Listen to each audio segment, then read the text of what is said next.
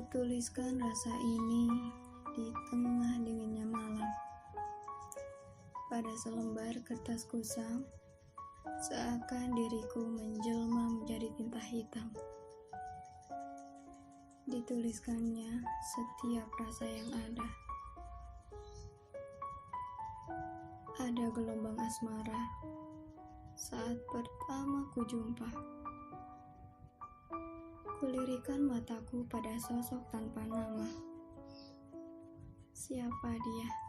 Hatiku bertanya.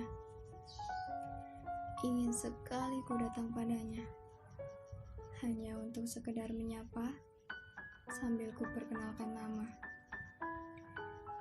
Tapi dalam hati, aku takut dia tidak suka. Aku malu.